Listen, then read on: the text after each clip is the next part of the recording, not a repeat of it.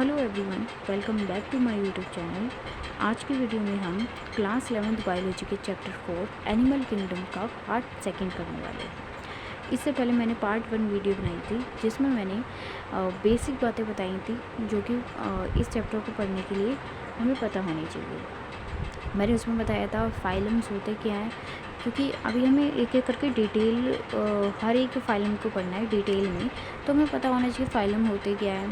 और कुछ बेसिक्स बताए थे क्लासिफिकेशन के, जैसे सिमेट्री हो गई और digestive system, notochord, circulatory system. तो पहले वो वीडियो देख लीजिए, अगर किसी ने नहीं देखी है तो आपको अच्छे से समझ आएगा।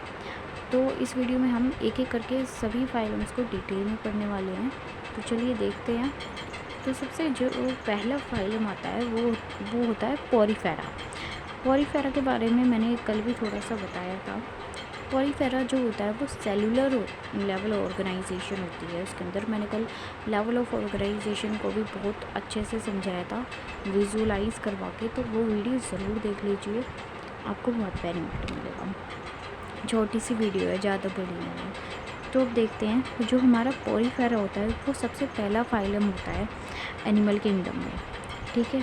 तो पोरीफेरा नाम से ही पता लग रहा है, पोर्स के बारे में बात हो रही है, यानी कि इस जो ऑर्गेनिज्म है उसके पास में बहुत सारे पोर्स होंगे। पोर्स मतलब बहुत सारे होल्स होंगे, बहुत सारे छेद होंगे इसकी बॉडी में।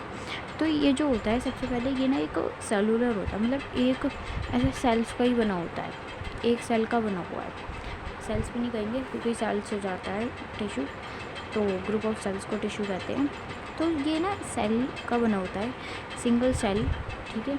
तो अब इसके बारे में मैंने जैसे अपने नोट्स में एक एक करके पॉइंट को लिखा है। अगर आप ऐसे नोट्स बनाएंगे तो आपको बहुत ही ईजीली सभी चीज़ें समझ आएंगी, और जो बाकी फाइलम है उनसे आप डिफरेंस कर पाएंगे।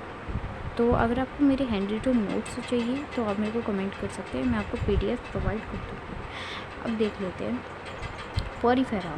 फर्स्ट फाइलम है पोर्स के बारे में। इसमें बहुत सारे पोर्स होते हैं, पोरस होता है ये। और अगर मैं बताऊँ, जैसे जैसे हम आगे बढ़ेंगे तो जो फाइलम्स होते हैं और उनके अंदर जो ऑर्गेनिजम्स आ रहे हैं फाइलम में, वो कॉम्प्लेक्स होते रहेंगे और कॉम्प्लेक्सिटी बढ़ती जाएगी। तो अभी ये बहुत सिंपल है, ये बहुत सिंपलेस्ट ही है ये जो फाइलम ये वाला। तो देखते हैं। सबसे पहले ये HNH का मतलब है, मैंने शॉर्ट में लिखा है हैबिटेट के बारे में, कि कहाँ पे रहता है ये जो पोरीफेरा होते हैं। पोरीफेरा में जो ऑर्गेनिजम्स आते हैं ये हमें कहाँ मिलते हैं। ये होते हैं एक्वेटिक, ये पानी के अंदर रहते हैं, समुद्र वगैरह में। Mostly marine except spongilla. मतलब मरीन का मतलब मैंने पहले भी बताया हुआ है, मरीन का मतलब होता है जो सॉल्टी वाटर होता है, नमकीन पानी जो होता है। फ्रेश वाटर एक होता है, फ्रेश वाटर एक होता है मरीन। तो ये मरीन वाटर में मिलते हैं, लेकिन इसका एक एक्सेप्शन है। सारे जो पोरीफेरा है वो मिलते हैं मरीन वाटर में, लेकिन सिर्फ एक है, इसका एक एग्जांपल है स्पॉन्जिला, सिर्फ वो मिलता है फ्रेश वाटर में, बाकी सब मरीन वाटर में मिलते हैं। तो मुझे लगता है पहला पॉइंट क्लियर हो गया होगा आप सबको। अब उसके बाद में LOO ये क्या है, अगर किसी ने वीडियो नहीं देखी होगी पहले तो उसको समझ नहीं आएगा, पर समझा देती हूँ। इसका मतलब है लेवल ऑफ ऑर्गेनाइजेशन। मैंने कल बहुत अच्छे से समझाया था डिटेल में, एक बार ही देख लीजिएगा वो वीडियो। मैं बार बार इसलिए बोल रही हूँ क्योंकि आपको बेनिफिट होगा। तो ये लेवल ऑफ ऑर्गेनाइजेशन, जैसे कि मतलब सेलुलर लेवल है, टिश्यू लेवल है, ऑर्गन लेवल है, या ऑर्गन सिस्टम लेवल है। तो इसमें सेलुलर लेवल होता है, ये सेल से बना होता है। बोला तो सिंपलेस्ट है, तो सबसे सिंपल सेल ही होता है, तो सेल से बना होता है ये सेलुलर। उसके बाद में आ जाते हैं सिमेट्री पे। सिमेट्री कल भी बताया था। तो सिमेट्री ये एसिमेट्रिकल होता है, इसमें सिमेट्री नाम की कोई चीज़ नहीं होती, ये एसिमेट्रिकल होता है। और सिमेट्री के दूसरे भी पार्ट्स हैं, बाइलेटरल और रेडियल, कल समझाया था। तो लेकिन इसमें कोई सिमेट्री होती ही नहीं है, ये एसिमेट्रिकल है। जैसे कि मैंने बताया था, कोई भी ऐसे इरेगुलर शेप का ऑर्गेनिज्म होगा, मान लीजिए आप आटा, गूंदा हुआ आटा ले लीजिए और उसकी ऐसी टेढ़ी मेढ़ी से कोई बोल बना दीजिए। मतलब ऐसे नहीं कि बिल्कुल ही अच्छे से बना रहे हैं गोल गोल, ऐसे नहीं, कोई भी इरेगुलर सी थोड़ा सा आटा ले करके देखना, आपको बहुत अच्छे से समझ आएगा। आपने ऐसी टेढ़ी मेढ़ी कोई भी शेप बना दी उस आटे की, ऐसे ऐसे करके, तो अब क्या, अब अगर आप इसे कहीं से काटोगे, मान लीजिए आपने ये इमेजिन करिए कि ये वो आटा है, आपने इसे काटा, तो अब क्या ये दोनों जो हाफ्स हैं ये क्या इक्वल उसमें डिवाइड हुए? नहीं हुए ना, यानी कि ये एसिमेट्रिकल है। ठीक है, तो ये ऐसे ही ये होता है, इसकी शेप भी ऐसी होती है, इरेगुलर होता है, एक सेल का बना होता है, इरेगुलर सा होता है, तो ये एसिमेट्रिकल हो गया। अब उसके बाद में आ जाता है हमारी इसको कहते हैं हम germ layers. GL germ layer के लिए लिखा है और बीपी बॉडी प्लान के लिए लिखा है। जर्म लेयर्स होती है हमारी जैसे कि एक्टोडर्म होती है, एक्टोडर्म, मेसोडर्म, एंडोडर्म, ऐसे हमारी 3 जर्म लेयर्स होती है। ठीक है, तो इनमें ना तो कोई जर्म लेयर प्रेजेंट होती है। बॉडी प्लान मैंने बताया था, एक बार दोबारा बता देती हूँ। बॉडी प्लान जो इनके मतलब ऐसे मान लीजिए 2 तरह का बॉडी प्लान होता है। एक होता है, मैं अभी शॉर्ट में बताऊँगी, डिटेल में कल बता चुकी हूँ मैं। एक होता है हमारा ब्लाइंड सैक और दूसरा होता है tube within tube. Blind sac body plan में क्या होता है, मान लीजिए एक बॉडी है और ब्लाइंड सैक में ये होता है कि एक ही ओपनिंग होगी, यहीं से ही इंजेक्शन होगा, यहीं से ही इजेक्शन होगा। इंजेक्शन भी कल अच्छे से समझाया था। इंजेक्शन मतलब फूड को अपनी बॉडी में लेना और इजेक्शन मतलब फूड को बॉडी से बाहर करना, फूड वेस्ट को। ठीक है, वेस्ट को। तो यही इनका माउथ है, यही इनका एनस है, इसको कह देते हैं ब्लाइंड सैक। और दूसरा होता है हमारा ट्यूब विद इन ट्यूब, मतलब यहाँ पे अगर माउथ है कहीं पे तो एनस जो है वो उनका अलग जगह है। ठीक है, तो इनमें कोई भी ऐसा कुछ है ही नहीं, ये खाना वाना खाते ही नहीं है। मतलब इनका एक इनकी बॉडी में होता है हमारा वाटर कैनाल सिस्टम, वो मैं अभी आगे समझाऊंगी। तो इनमें ऐसा कोई जो इजेक्शन वगैरह के लिए अलग से कुछ नहीं है। तो जर्म लेयर्स भी नहीं होती, बॉडी प्लान भी इनका कुछ नहीं होता। ये होते हैं एसिलोमेट। सिलोम बताया था, सिलोम कहते हैं कैविटी को। तो ये एसिलोमेट होते हैं, इनके अंदर कोई भी कैविटी नहीं होती, कोई भी खाली सी जगह नहीं होती है इनके अंदर। ठीक है, सेगमेंटेशन कल बताया था, दोबारा बता देती हूँ मैं मैपिंग। तो तभी मैं बोल रही हूँ कल की वीडियो देखनी बहुत ज़्यादा ज़रूरी है। आप देखिए, मैंने एक एक चीज़ को विजुलाइज करवाया, एग्जांपल दे के समझाया, ताकि आपको सिर्फ रटना ना पड़े, चीज़ें समझ आएँ। और पता है बायोलॉजी आपको तभी अच्छी लगेगी जब आप चीज़ों को विजुलाइज करना सीखेंगे। तो मैं एक बार बता देती हूँ। सेगमेंटेशन मतलब जैसे आपको फिंगर्स पे दिख रही हैं ये सेगमेंट्स हैं। ये आपने अर्थवॉर्म देखा होगा, अर्थवॉर्म, उसके ऊपर ऐसे उसकी बॉडी पे सेगमेंट्स बनी होती है, तो इसको हम कहते हैं कि सेगमेंटेशन। तो इनमें सेगमेंटेशन भी नहीं होती, आप देख रहे हो इनमें मतलब कुछ भी नहीं है। मैंने बताया ना, वो थी सिंपलेस्ट ऑर्गेनिज्म है, सिंपलेस्ट फाइलम है। सेगमेंटेशन भी नहीं होती। अब रिप्रोडक्शन पे आ जाइए। रिप्रोडक्शन में होती है इसमें क्रॉस फर्टिलाइजेशन, और इंटरनल या फिर इंटरनल और इनडायरेक्ट होती है फर्टिलाइजेशन। इंटरनल मतलब इंटरनल हमारी बॉडी है जो ह्यूमंस की, उसमें उनमें भी इंटरनल फर्टिलाइजेशन होती है, लेकिन कुछ ऐसे एनिमल्स होते हैं जिनमें एक्सटर्नल फर्टिलाइजेशन होती है। जैसे कि मान लीजिए जो फीमेल है, वो फीमेल और मेल दोनों अपने गैमेट्स पानी में छोड़ देते हैं और फिर वो बाद में फ्यूज़ कर देते हैं। तो ये होती है एक्सटर्नल फर्टिलाइजेशन, लेकिन इनमें होती है इंटरनल फर्टिलाइजेशन। ठीक है, और उसके बाद में ये एम्फीब्लास्टुला होते हैं। और एग्ज़ाम्पल्स अगर मैं बताऊँ, इसके एग्ज़ाम्पल्स हो जाते हैं स्पॉन्जिला, जो अभी पढ़ा था। स्पॉन्जिला क्या होता है, दोबारा मैं याद करवाती हूँ। सभी जो होते हैं पोरीफेरा वो मरीन वाटर में मिलते हैं, लेकिन स्पॉन्जिला फ्रेश वाटर में मिलता है। ठीक है, स्पॉन्जिला हो गया, यू स्पॉन्जिया, ये बात स्पॉन्ज होता है। हाँ, ये भी पॉइंट बता देती हूँ। ये जो होते हैं ना, इनको हम पोरीफेरा के जो ऑर्गेनिज्म होते हैं इनको हम स्पॉन्जेस भी कहते हैं। स्पॉन्जेस आपने देखा होगा नहाने के लिए अब हम जो यूज़ करते हैं, तो अब तो हम प्लास्टिक वगैरह की यूज़ करते हैं स्पॉन्जेस नहाने के लिए, लेकिन पहले जो ये ऑर्गेनिज्म थे, पहले के लोग क्या करते थे, आदिवासी होते थे जो, वो इन्हीं से ही नहाते थे, इसी को। तो इसलिए स्पॉन्ज का जो कह सकते हैं आविष्कार वो ऐसे हुआ। ये स्पॉन्जेस की तरह होते हैं, पहले लोग इससे नहाते थे। ठीक है, और तो ये वो स्पॉन्ज था जिससे लोग नहाते थे। यू स्पॉन्ज है, यू का मतलब होता है ट्रू, तो ट्रू स्पॉन्ज ये था। ठीक है, ट्रू स्पॉन्जिया इसको कह देते हैं पाथ स्पॉन्जिया। साइकोन ड्यूकोलोन ड्यूको डिकोल्सोनिया, ये सब इसके एग्जांपल्स हैं। अभी मैंने बताया वाटर कैनाल सिस्टम होता है, इसमें सिंपल सा सिस्टम होता है फूड वगैरह कैप्चर करने के लिए। तो देखते हैं तो इसका काम क्या होता है। क्वेश्चन यहीं से ही बनेगा कि वाटर कैनाल सिस्टम के क्या क्या काम होता है। तो water canal system food collection में हेल्प करता है, ठीक है, एक्सक्रीशन में हेल्प करता है, रिप्रोडक्शन में हेल्प करता है, ऑक्सीजन को लाने में हेल्प करता है। अब सोचने वाली बात है कॉमन सेंस, इनके पास में कुछ भी नहीं है, ठीक है, बस एक वाटर कैनाल सिस्टम है। तो जो नॉर्मल जो काम होते हैं डेली के वो वाटर कैनाल सिस्टम ही करेगा। तो इसलिए आप याद रख सकते हैं। अब यहाँ पे हमारा जो पोरीफेरा है वो हो जाता है ख़त्म। देख रहे हो आप, मैंने इतनी सी जगह में पूरे पोरीफेरा को ख़त्म करवाया है, और ऐसे ही नोट्स बनाने चाहिए हमारे को। तो अब एक बार रिवाइज करवा देती हूँ पूरा। पोरीफेरा पोर बियरर्स कहते हैं इन्हें। इनमें बहुत, इनकी बॉडी जो होती है पोरस होती है। एक्वेटिक होते हैं, मरीन वाटर में मिलते हैं, लेकिन एक एक्सेप्शन है स्पॉन्जिला, वो फ्रेश वाटर में मिलता है। उसके बाद में सेलुलर लेवल ऑफ ऑर्गेनाइजेशन होता है। सिमेट्री कुछ भी नहीं होती, एसिमेट्रिकल होते हैं, ना ही कोई जर्म लेयर्स होती है, ना ही कोई बॉडी प्लान होता है, एसिलोबेट होते हैं, सेगमेंटेशन भी नहीं होती, reproduction simple internal cross fertilization होती है। एग्जाम्पल्स होते हैं स्पॉन्जिला, यूस्पॉन्जिया, ड्यूकोसोनिया और साइकोन।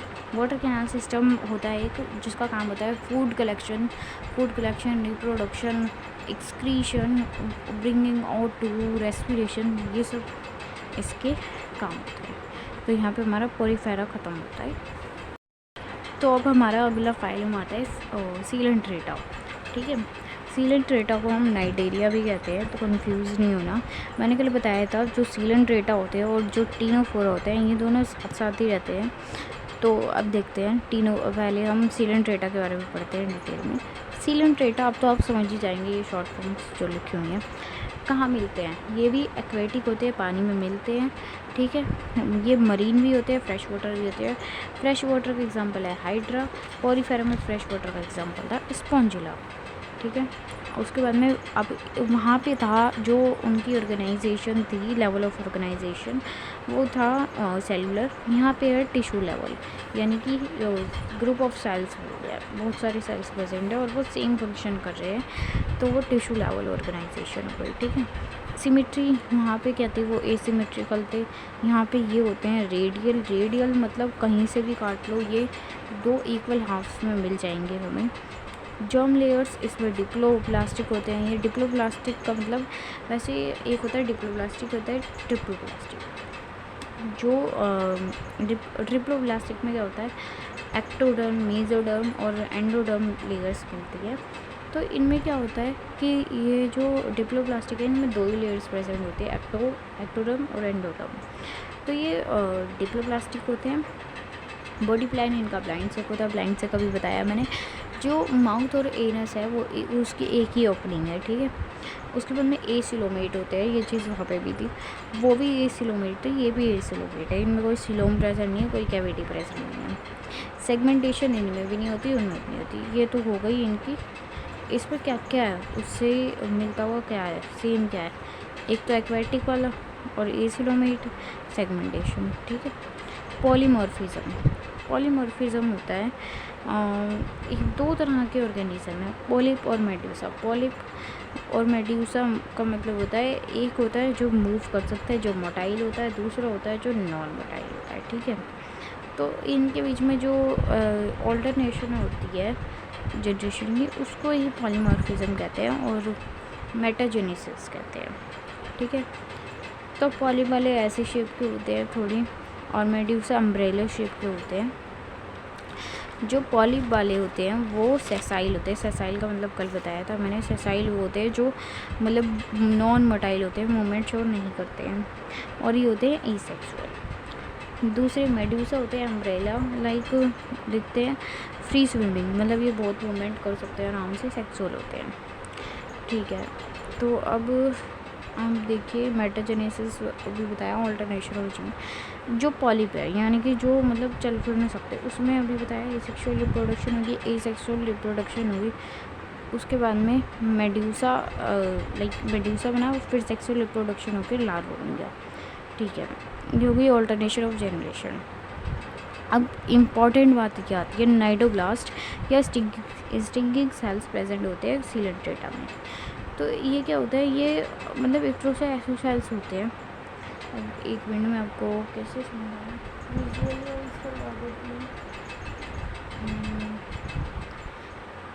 आप ये लीजिए एक मिनट, ये मान लीजिए ये है हमारा मतलब स्टिंगिंग सेल है, ये ऐसे होएगा, ये ऐसे करके ये आगे जो इसके है इसमें बड़ा, इसमें बहुत सारा मतलब लाइक पॉइजनस सा फ्लूइड भरा हुआ है। तो ये ऐसे करके ऐसे ऐसे घूमेगा और एकदम से अपने ये डस देगा, यहाँ से डंक से मार देगा। तो ऐसे घूम घूम के और फिर अपना जो भी इसका शिकारी होगा उसको ये अटैक करेगा। ठीक है, तो कुछ इस तरीके से होते हैं। और तो अब ये क्वेश्चन आएगा कि ये क्या करता क्या है, इससे हमें क्या मतलब इससे सीलेंट्रेटा को बेनिफिट क्या होता है। सीलेंट्रेटा में जो स्टिंगिंग सेल्स होते हैं ये डिफेंस मैकेनिज्म में हेल्प करते हैं, मतलब कि भाई लड़ाई झगड़ा जैसे ह्यूमंस में होता है वैसे इनमें भी होता है, डिफेंस में हेल्प करते हैं, एनकरेज में हेल्प करते हैं, एनकरेजमेंट में, फूड कैप्चरिंग में फूड कैप्चर कर लेते हैं, मतलब सामने वाले ऑर्गेनिज्म को खाना है अगर छोटे मोटे कीड़े वगैरह को, तो क्या पहले उसको डस लेंगे फिर खा लेंगे। रिप्रोडक्शन में हेल्प, रिप्रोडक्शन का अलग टॉपिक है। ये हो गए थे स्टिंगिंग सेल। रिप्रोडक्शन में क्या होता है कि हर मैफ्रोडाइट्स होते हैं, यानी कि मेल फीमेल एक ही बॉडी में होते हैं।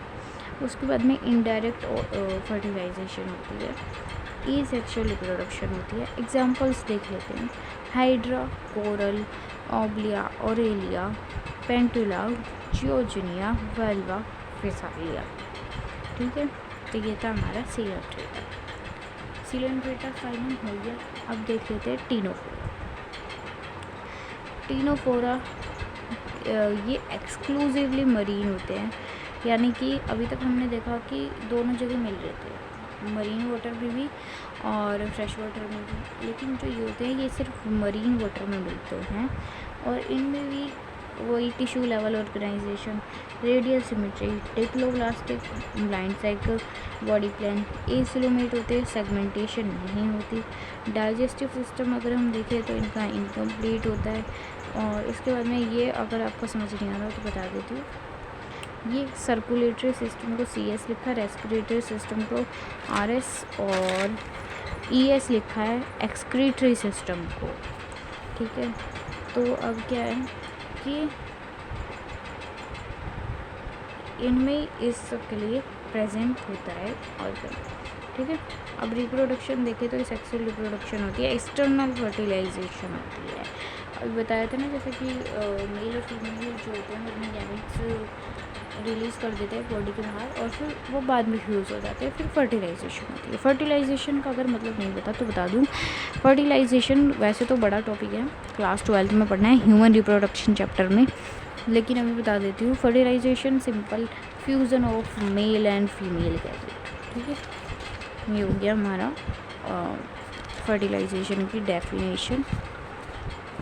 ये चैप्टर है पूरा डिटेल में, काफ़ी बड़ा चैप्टर है ये, क्लास 12 बायोलॉजी में ह्यूमन रिप्रोडक्शन, तो उसमें है फर्टिलाइजेशन का टॉपिक। उसमें तो शुरू से आपको मतलब बताया हुआ है, गैमीट्स बनने की प्रोसेस, जेनेसिस, स्पर्मेटोजेनेसिस सब पढ़ना है।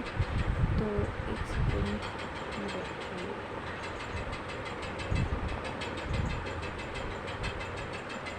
सेटिंग भी वीडियो जी।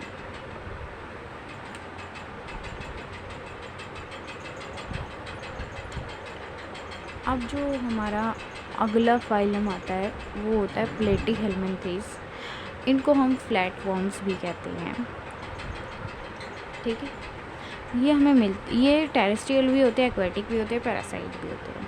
अभी तक हम क्या देख रहे थे, एक्वेटिक, लेकिन ये जो होते हैं ये ज़मीन पे भी रहते हैं, ज़मीन पे भी रह सकते हैं, पानी में भी रह सकते हैं और किसी की बॉडी में भी रह सकते हैं, पैरासाइट हो सकते हैं। बॉडी के ऊपर रहेंगे तो एक्टो पैरासाइट, बॉडी के अंदर रहेंगे तो एंडो पैरासाइट। ठीक है, अब अभी तक हमने देखा कि टिश्यू लेवल पहले आया सेलुलर लेवल पॉलीफेरम में, फिर सीलेंट्रेटा और टीनोफोरा में आया हमारा टिश्यू लेवल ऑर्गेनाइजेशन। यहाँ पे आता है अब ऑर्गन लेवल ऑर्गेनाइजेशन। क्वेश्चन होता है कैसे आएगा, ऑर्गन लेवल जो ऑर्गेनाइजेशन था वो शुरू कहाँ से हुआ, कौन से फाइलम से हुआ, तो हमें याद रखना है प्लेटीहेल्मिन्थेस से। ये नीट में भी आया हुआ है क्वेश्चन।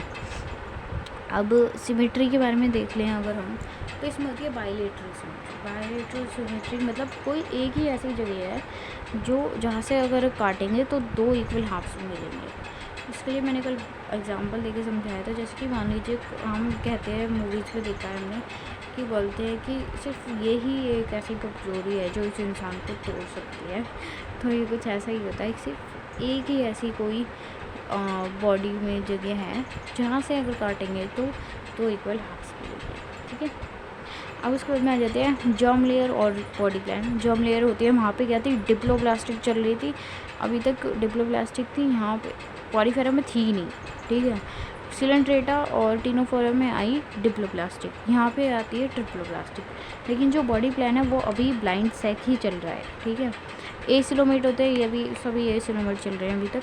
सेगमेंटेशन अभी तक नहीं थी, यहाँ पे आती है स्यूडो सेगमेंटेशन। स्यूडो सेगमेंटेशन कल भी बताया था, समझाया था। मान लीजिए जैसा बाहर से दिखता है वैसा ही अगर अंदर से भी है तो वो होती है ट्रू सेगमेंटेशन। और अगर जैसे बाहर से है लेकिन अंदर से नहीं है, वो है वही झूठे लोग जिनको स्यूडो सेगमेंटेशन कहते हैं। बताया था कल, स्यूडो का मतलब होता है झूठा। झूठे लोग कौन होते हैं, जो बाहर से जैसे दिखते हैं पर अंदर से वैसे नहीं होते। तो इसको आप ऐसे याद रख सकते हैं। इसका एग्जाम्पल है टीनिया सोलियम। टीनिया सोलियम बहुत ही आगे पढ़ोगे आप ये वाला एग्जाम्पल इसके बारे में क्लास 12 में भी। डिसीज़ भी कॉज करता है कुछ। अब डाइजेस्टिव सिस्टम देख ले तो इनकम्प्लीट ही है और एक्स्ट्रा सेलुलर है। रेस्पिरेटरी सिस्टम GBS और nerve system GBS। Nerve system simple होता है, ठीक है। Circulatory system GBS। अब देख लेते हैं हम हमारा एक्सक्रीटरी सिस्टम सॉरी। तो इसके लिए हमारे पास में प्रेजेंट होते हैं फ्लेम सेल्स, ठीक है। और ऑस्मो रेगुलेशन ये मैं आपको डिटेल में पढ़ाने वाली हूँ, जो ह्यूमन फिजियो में एक्सक्रीशन वाला चैप्टर है उसमें। तो अभी आपको ना ही समझ आएगा, वैसे आप याद रखिए फ्लेम सेल्स प्रेजेंट होते हैं, ऑस्मो रेगुलेशन का प्रोसेस चलता है। रिप्रोडक्शन में देख ले तो ये भी हर्माफ्रोडाइट ही होते हैं। एग्जांपल ड्यूगेशिया, पैरासियोला, हेपेटिका, टीनिया सोलियम, ठीक है। तो यहाँ तक हमारा प्लेटीहेल्मिन्थेस भी हो जाते हैं। अब देख लेते हैं अगला जो हमारा फाइलम है। ये चीज़ आपको याद ही करनी होगी बार बार, तभी याद होगी। इतना हार्ड समझते हैं लेकिन इतना हार्ड है नहीं ये चैप्टर, बस बार बार जो याद करते रहो तो हो जाएगा। अब देख लेते हैं एस के हेल्मिन्थेस होते हैं पैरासाइट, पैरासिटिक होते हैं ये एनिमल के लिए भी और प्लांट के लिए भी, ठीक है। यहाँ पे अब अभी तक क्या था, एक बार रिवाइज करवाऊँ। पॉलीफेरा में था cellular level of organization, Coelenterata और टीनोफोरा में आ गया हमारा टिश्यू लेवल। फिर प्लेटीहेल्मिन्थेस में आया ऑर्गन लेवल। अब एस के हेल्मिन्थेस में आ जाता है ऑर्गन सिस्टम, ठीक है। सिमेट्री देखें तो बायलेटरल सिमेट्री है, ट्रिप्लोप्लास्टिक है। अब यहाँ पे एक और नई चीज़ आती है ब्लाइंड, जो हमारा बॉडी प्लान है वो यहाँ पे ट्यूब विद इन ट्यूब आता है। अभी तक ब्लाइंड सेक चल रहा था, यहाँ पे ट्यूब विद इन ट्यूब आ गया, ठीक है। स्यूडोसिलोमेट होते हैं ये, इनमें अभी हमने देखा स्यूडो सेगमेंटेशन, वैसे ही स्यूडोसिलोमेट है। यहाँ भी कि कल बताया भी था पाउचेज में सिलोम प्रेजेंट है, जो वो जेली लाइक स्ट्रक्चर था वो पाउचेज में है, पूरा इवनली मतलब ऐसे स्प्रेड नहीं हो रखा, थोड़े थोड़े से पाउचेज में। मान लीजिए, समझ लीजिए जेली के छोटे छोटे पैकेट्स में होते हैं, ठीक है, जो जेली खाते हैं। अब सेगमेंटेशन यहाँ पे नहीं होती और मस्कुलर फेरिंग्स प्रेजेंट होता है। एग्जाम्पल देख लेते हैं एस्कैरिस वही बहुत सारी डिसीज़ कॉज करता है, ये आप पढ़ने वाले हो क्लास 12 बायोलॉजी के chapter human health and disease में, ठीक है।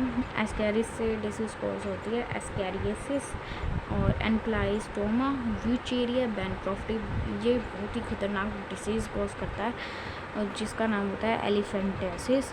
तो ये जिसको हिंदी में हाथी पाँव कहते हैं, भाई बहुत बड़ी डिसीज़ होती है। अगर एक बारी गूगल पे देखना है और सर्च करके इमेजेस आएंगी, ठीक है, बहुत ही ख़तरनाक सी डिसीज़ होती है। अब आगे देख लेते हैं। और एंटामीबीज इसके एग्जांपल्स हैं। एंटामीबा हिस्टोरिका होता है एक और डिसीज़ कोज करता है। एक अब अगर हम हमारा अगला फाइलम देखें तो वो आता है एनेलिडा। एनेलिडा क्या होते हैं? एक्वेटिक भी होते हैं और टेरेस्ट्रियल, यानी कि पानी और ज़मीन दोनों पे रहते हैं, ठीक है। जैसे कि फ्रॉग हो जाता है, फ्रॉग पानी में भी रह सकता है और ज़मीन पे भी रह सकता है। तो एनेलिडा हो गया एग्जांपल।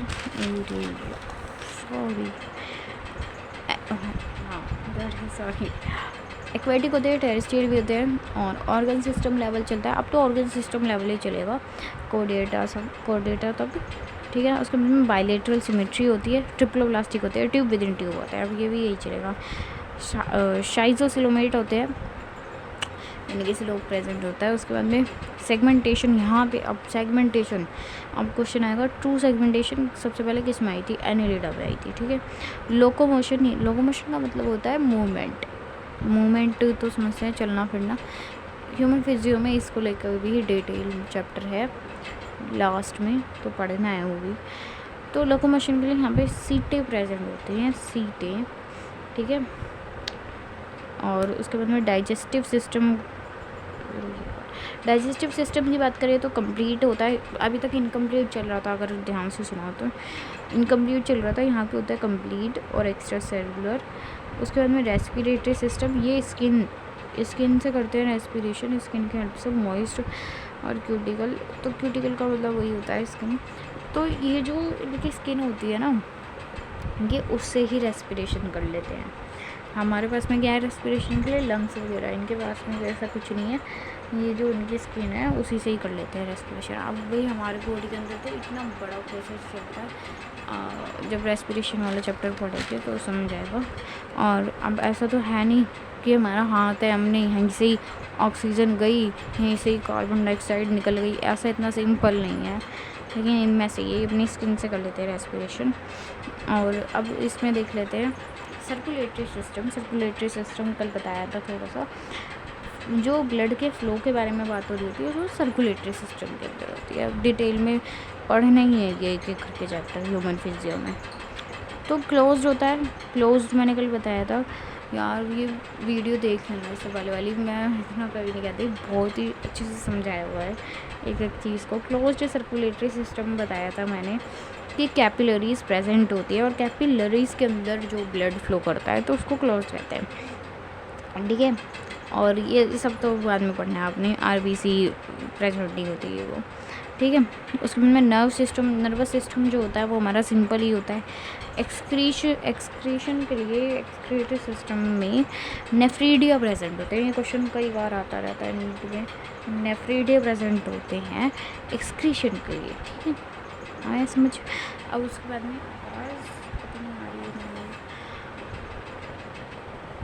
पैरापोडिया एक स्ट्रक्चर प्रेजेंट होता है जो कि स्विमिंग और रेस्पिरेशन में हेल्प करता है इनकी, ठीक है। रिप्रोडक्शन के बारे में देख लें, हर्मैफ्रोडाइट होते हैं, इंटरनल और एक्सटर्नल दोनों फर्टिलाइजेशन हो जाती है। अब हमने पढ़ा कि पानी में भी मिलते हैं और ज़मीन पे भी मिलते हैं, धरती पे भी। तो यानी कि अब अगर ये पानी में रहेंगे तो एक्सटर्नल फर्टिलाइजेशन कर लेंगे, ज़मीन पे रहेंगे तो इंटरनल कर लेंगे, ठीक है। एग्जाम्पल्स देखिए, अगर हम एग्जाम्पल्स से नहीं है, धीरे धीरे याद होंगे, जितनी बार पढ़ोगे उतनी बार याद होगा, ठीक है। तो अब देख लेते हैं, यहाँ हमारा एनेलिडा भी हो जाता है खत्म यहाँ पे। अब आता है हमारा आर्थ्रोपोडा, ठीक है, आर्थ्रोपोडा आता है।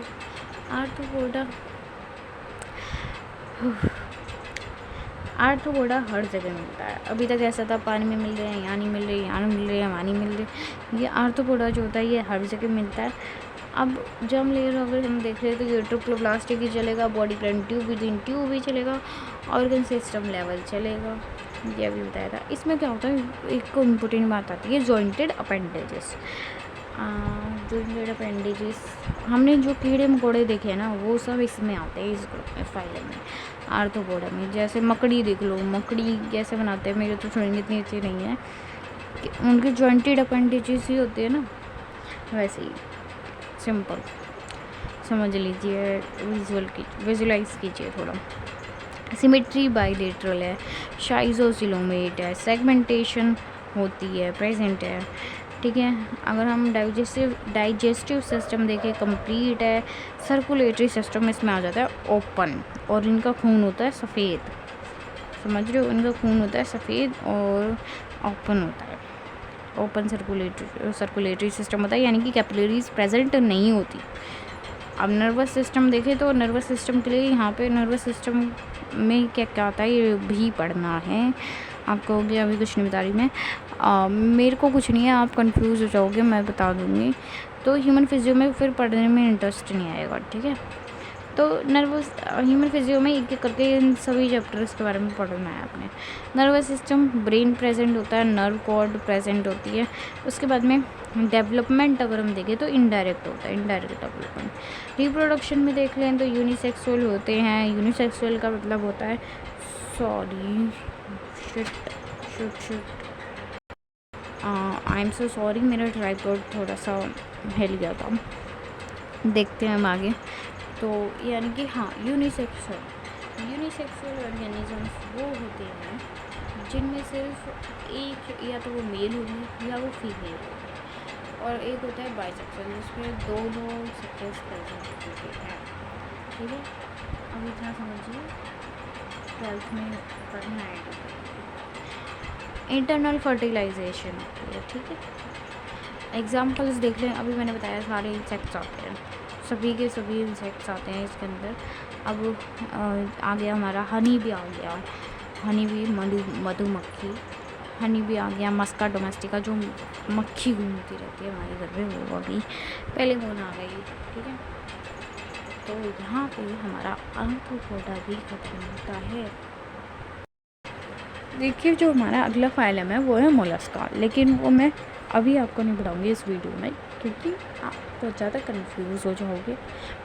आपको होमवर्क ये मिलता है कि अगर किसी ने पहले वाली वीडियो नहीं देखी है, पहले वो वीडियो देखो, फिर ये जो वीडियो है ये देखो, और जाके जितना पढ़ा है उतना याद करो। जब याद कर लोगे तब अगली वीडियो देखना। मोलस्का से मैं स्टार्ट करूँगी, क्योंकि एक वीडियो में मैं तो करा दूँगी, वैसे मैं वन शॉट भी लाने वाली हूँ, तो उसमें मैं क्या करूँगी, 1 से 1.5 घंटे में पूरा चैप्टर, सारे चैप्टर्स ख़त्म करूँगी, वो भी अच्छे से एक्सप्लेन करके, ठीक है। तो अभी आज की वीडियो के लिए बस इतना ही। थैंक यू सो मच मेरी वीडियो को देखने के लिए। और अगर आपको मेरी वीडियो में कुछ ऐसा लगता है कि मुझे उस चीज़ को इम्प्रूव करने की ज़रूरत है, चाहे तो वो वीडियो क्वालिटी है या थोड़ी पढ़ाने की क्वालिटी है या फिर कुछ भी, नोट्स में राइटिंग वगैरह, राइटिंग तो खैर नहीं हो पाएगी सही, पर कोशिश करूँगी, तो आप मेरे को बता सकते हैं कमेंट करके, और मैं उस चीज़ को इम्प्रूव करने की कोशिश करूँगी।